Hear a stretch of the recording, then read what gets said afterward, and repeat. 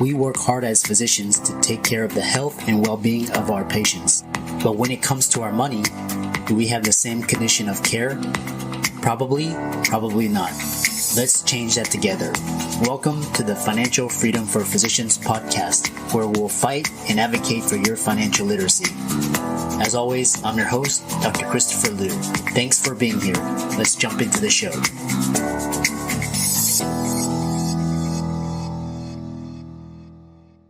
This week's episode is sponsored by CityVest. CityVest has quickly become the most popular and best way for doctors to invest in top-performing real estate private equity funds that are usually reserved for institutional investors. This unique access to investing in these institutional funds is available for the first time ever through CityVest's easy and secure online investment platform. CityVest does the hard work of conducting due diligence and vetting the investments. They even get a third-party due diligence report that is posted on their website. As a result of aggregating a several $million investment amount into their access funds, CityVest gains access to investing in the institutional investment and is able to negotiate better investment terms such as a 12% preferred return. You can check them out at cityvest.com or go to the link in the show notes below. I bring on entrepreneurs, investors, business owners who are doing things on the cutting edge and doing things outside the box. And so hopefully you can learn from both sides. So today we have Michael Harris, and he's going to talk to us all about igniting the power of stories to change the world. So Michael, welcome. It's really great to be here, Chris. I really like the idea of your financial location, your time, and your emotional freedom. And that's something that's really huge for me. So I'm really looking forward to our conversation. Yeah, I know we had met through Podmatch. And what's interesting is, I'm always looking for nuggets of wisdom, always trying to learn something, trying to talk to people outside of my profession and outside of my niche so that I can always glean insights. So tell us more about your background, your story, and we'll get started from there. Well, it's interesting. I made a few notes for our show. I always like to be prepared for whatever I'm doing. I kind of like create a recipe, like a doctor. And to make a long story short, as a physician, and any physician that's listening, you know what a fempop is. So 27 years old, I had peripheral vascular disease, atherosclerosis. They did a fempop on both my legs. Few months later, they wanted to do another fempop, and they couldn't tell me why it was happening. My bloods were normal, cholesterol, HDL, everything. Cholesterol was 140 total. I mean, it was all my panels were normal, yet I kept having this issue. And so I left AMA, I left the hospital, and I started doing something, and this is going to lead to a point that I'm trying to make here. I started walking a lot because the doctor told me to keep walking because we built collaterals, because the pain, was from the claudication in the legs. Again, I'm 27 years old. I have an old man's disease. And I ended up starting to take a yoga class. And as I started taking the yoga class, I really liked it. Now, this is back in the late 80s, early 90s, right? And by the mid 90s, I was doing a lot of option trading. I'd made quite a bit of money, and I decided to take a couple of years off just to take care of myself because I still had some pain. I still had some claudication, but it was normally after like 5 miles or something. It wasn't just calf pain. I mean, I could tell it was claudication. So I ended up taking this yoga training to heal my body, not to become a teacher, but to heal my body. It was a very intensive 11-week training, and we were doing yoga all day long. Well, within a couple of weeks, my pain went away, and all the pain that had been holding on for 10, 12 years was gone. Well, a week later, I started teaching. A year later, I opened up my first yoga studio. And I say this to make a point about doctors and investing and everything else. I ended up opening another studio and partnering in several others, and then doing business coaching for yoga studios all over the world. And in the time that I did that, I don't know exactly because we didn't track the financials as well as we could have, but we generated somewhere between 40 and $50 million in revenue with a pretty good net on that too. Lowest net about 18, highest about 35. So we were doing pretty good, right? It was the heyday. And then bam, COVID happened. It shut everything down. I had sold my studios and I just had my revenue that was coming in, my revenue share, and it disappeared like overnight. In 72 hours, it was like, oops, the studios are what? Closed. I have no more revenue. Where did my revenue go? So it's a huge lesson in diversity, right? So growing up, my dad owned a bunch of gas stations. He had about 100 gas stations. And when he ended up passing, and then there was more after that, but he taught me something very valuable about that.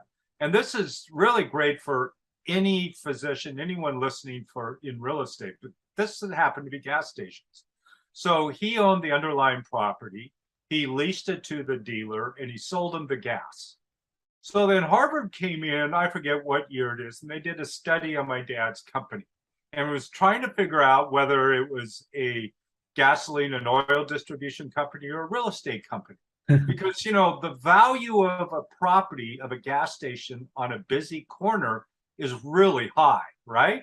So the whole time again, and he owned everything outright. I mean, he was a bootstrapper.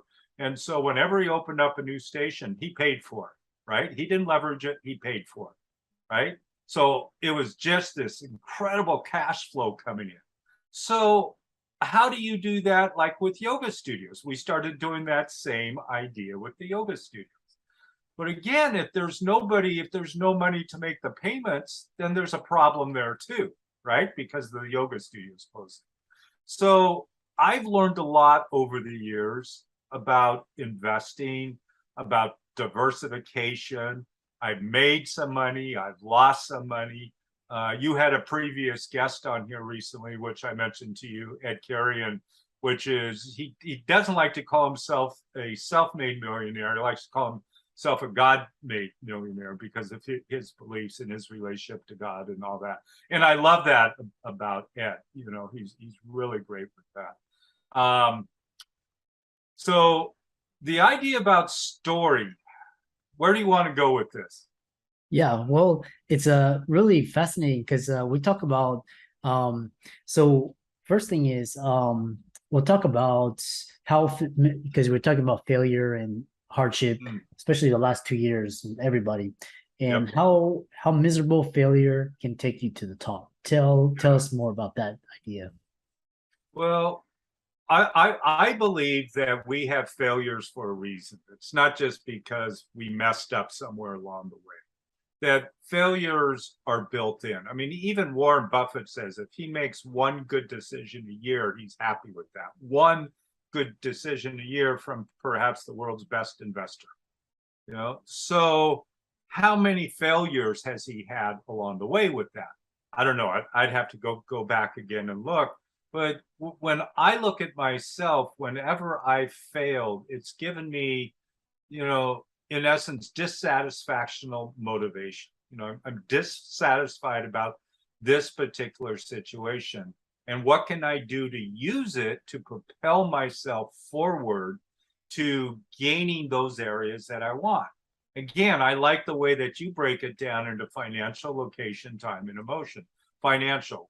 How can that failure help me financially if it's a particular financial error, mistake, or failure? How can I propel that to invest better the next time, generate more revenue, diversify a little bit better?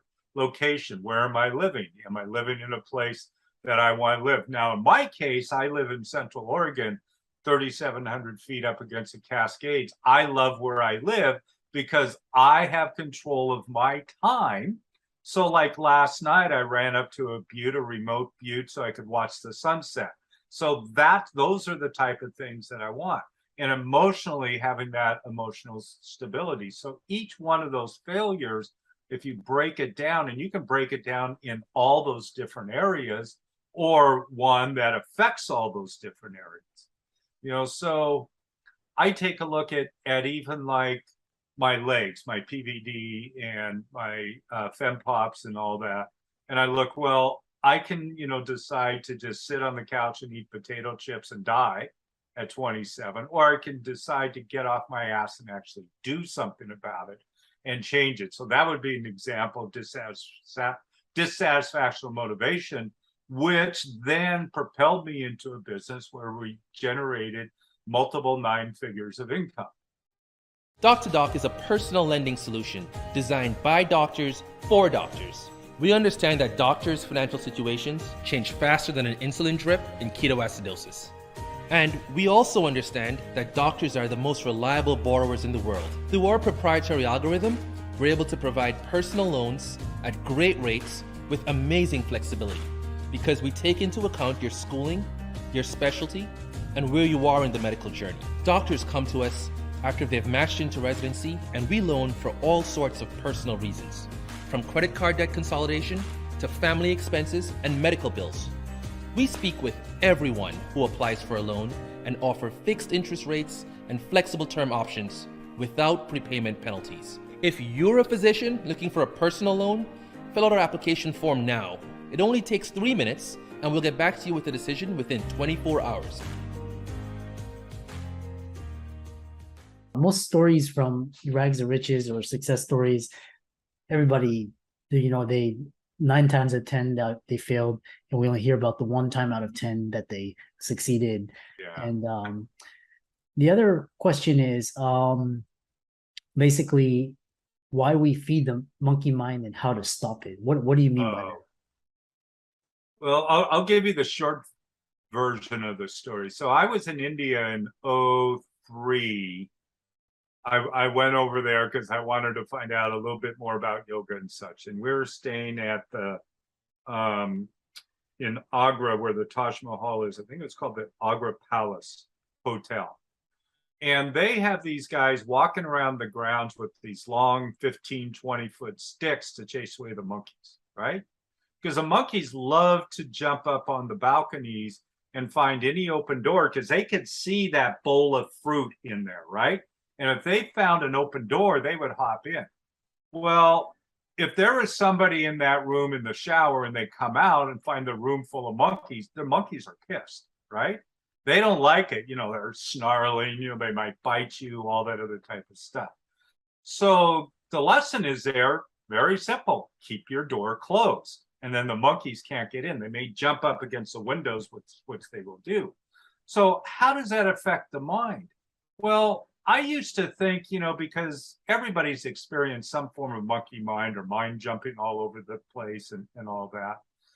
I used to think that if I had a bowl of bananas there, I was keeping the monkeys happy, where I really wasn't. I was just bringing them in because they wanted to be fed more, right? So it took a little bit, but I stopped putting those bananas and that fruit out for the monkeys to appease them. And eventually they went away to some other open door, right? So instead of getting into my sliding door of my mind, they have to go to somebody else's sliding door. Maybe eventually they'll learn to close it too. Does that make sense? Yeah. Yeah. I like that analogy. Yeah. So, and then one thing that you talk about a lot is because you've written books, and one thing that was interesting is quantum leaps, and you talk about take one anytime, and go expand upon that concept. Sure. Well, I think as a physician, you can appreciate this in any physician or anybody listening for that matter.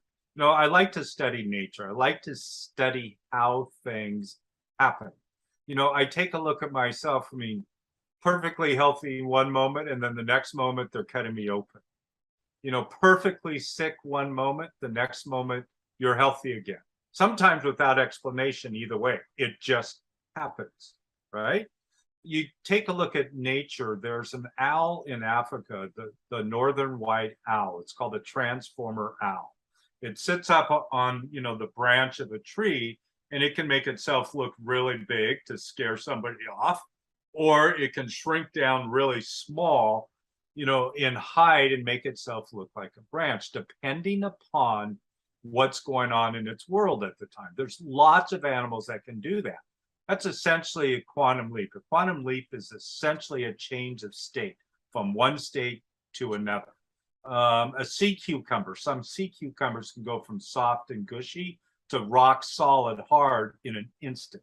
So these quantum leaps, this so-called quantum leaps, which is really a change of state, happens really quickly. As a physician, healing, they try to instigate some type of healing process, whether it's surgical, whether it's pharmaceutical, whether it's emotional, but to create some type of state, some type of change in state to create health. Well, what can we do in our lives? The same thing.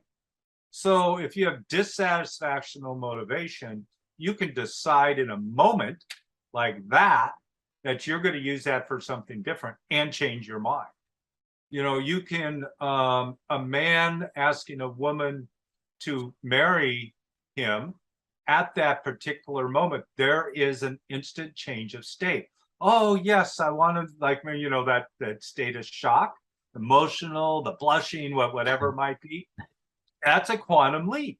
It's a change of state. So I believe those things happen all the time around us. So what can we do to create our own quantum leap? So that's a question for everybody. What can you do to create your own quantum leap?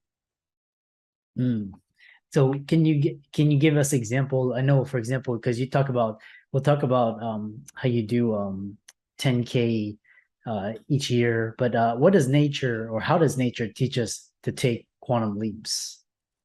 Well, years ago, I like to relate things to experience, right?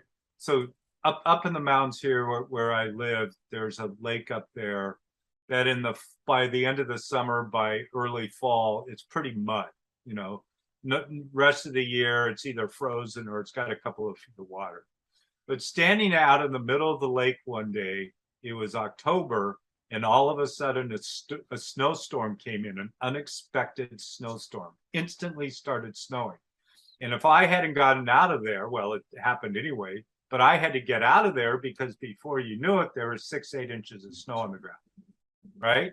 So there's another example of nature creating a quantum leap, an instant change of state from one state to another state. And I look at it, I went up to the top of a butte yesterday. I mentioned this before. I went up to the top of a butte, and all of a sudden I'm sitting up there, the sun goes down, the temperature drops about 10 or 12 degrees, like that. So nature keeps changing its state constantly. Yeah. In these days, it's almost, it can go from winter to summer almost overnight. That's heard of. That's can happen these days. So yeah. And it's going to be nearly 100 degrees here today. Yeah. Well, one thing I found interesting in your bio was that you talk about each year you do a 10K that starts at 7,700 feet, ends at 9,800 feet, and it fascinates me. What motivates you to do that? Well, every time I hike up a butte, it's the same thing, because 35 years ago, they were going to amputate my legs, and they told me that I would die within 6 months, 35 years ago, and I'm still here and alive, right? So I walk every day. I keep my body moving, and I can prove to myself from doing that 10K, the Steens Rim Run, comes up the first weekend of August every year. It's like proving to myself that I've overcome this condition, that I'm healthy, that I'm strong, and that if I keep my body in motion like this, it's likely that it's going to stay healthy for a longer period of time. Yeah, right? I love that. Yeah. Plus at that altitude, the oxygen level is lower, so it conditions your muscles in your body to function under oxygen deprived conditions, so it makes you much stronger. Yeah.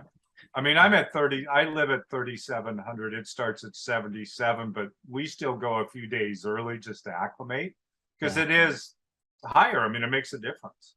Yeah. Yeah.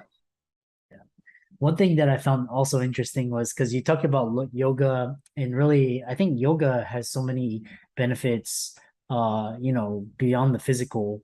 And what has practicing, teaching yoga taught you about the law of, especially law of attraction and the law of Goya? The law of Goya. Well, the law of attraction, have you heard of the book, The Secret? By Rhonda Byrne, correct? Yeah, Rhonda Byrne. It's a Yeah. fairly, it's been, get when it came out now, it's almost 20 years old, right? And it's a book about the law of attraction, and some people think that if they sit on their couch long enough, their Aunt Mabel's going to drop 10 million bucks in their pocket.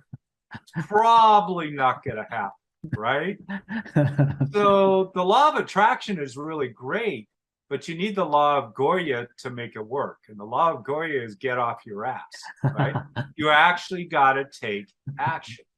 So I like to describe it as a rice bowl, like a veggie rice bowl. If in my mind, I want to have a veggie rice bowl for dinner, I may be thinking, okay, I'm going to get tofu, broccoli, green beans, garlic, rice, whatever. And so I'm now having this vision of what I want. I can picture it, I can taste it, the whole thing. As an example, then I go to the store, I get the rice, I get the veggies, I get the tofu, I get the soy sauce, whatever ingredients it is. I come home, I put it together, and now it's sitting on my dinner table to eat. To me, that is the law of attraction. We are doing it all the time. And whatever we create in our mind, whether it's getting a rice bowl, whether it's investing in something, whether it's buying a car. I mean, I have cars in my mind that I have in my mind right now. Like I want a new Mercedes van. I have that in my mind and what I want and how it looks and what it's going to be on the inside and what the bench is going to look like and the bed is going to look like. So now all I got to do is go out and get it, order it, have it customized for me. And I've done the action to make the law of attraction work. Yeah. Yeah, I like that. And one thing that came to mind is, everything, you want something physical, you have to actually put in the work because it's actually, you're just converting energy. So it's like you put in the work and then, that's how money rewards everything. There's no free lunch for anything. So that's right. Yeah. That's right. Yeah. It's been a fascinating discussion. I really, I love your approach and I love the ideas.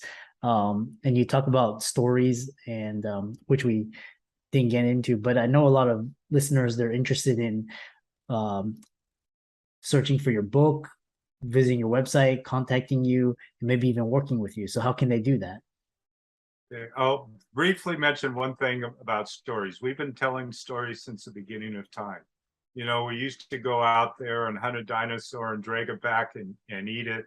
And we'd tell our family and friends what we did to take down that dinosaur. Second, third grade, we do show and tell. It's our first speaker training event. You don't know it at the time, but you get up and you tell all your friends about this rock you found over the weekend, right? So we already know how to speak. It's just really making that stronger, building that up, increasing the skills, for a speaker. So I love storytelling. I love helping other people get their stories out. My story is going to affect somebody, your story is going to affect somebody, and vice versa. Maybe your story won't affect some and my story won't affect some, But if we're all out there telling our stories, like even what you're doing here, bringing all your guests in, doing some storytelling, it's a wonderful way. It's kind of the modern way of sitting around the campfire talking about dinosaurs, right? Yeah. Yeah. So I partnered with somebody else and we started a small company called Endless Stages. And we really help people speak on any platform, whether it's podcasting. We do a lot with Podmatch and Alex over at Podmatch, whether it's stage, virtual, wherever it is you want to get your story out. So if they were to go to any listener here, if you want to go to Michael B. Harris, michaelbharris.com. That's a B, michaelbharris.com. They can opt in there, and it gives you free resources, absolutely no charge, for various resources, videos, materials on how to be a better speaker, how to overcome stage fright, how to create a signature story, those type of things, just to get your voice out there. Because I think in today's world, the more voices we get out, the better. Yeah, so wonderfully said. So, Michael, it was a great conversation. I really enjoyed it, and I think the audience came away with a lot of wisdom and nuggets. So, thanks so much, and we look forward to hearing more about your future successes. Thanks, Chris. Great to be here. I'm excited that you made it for another episode.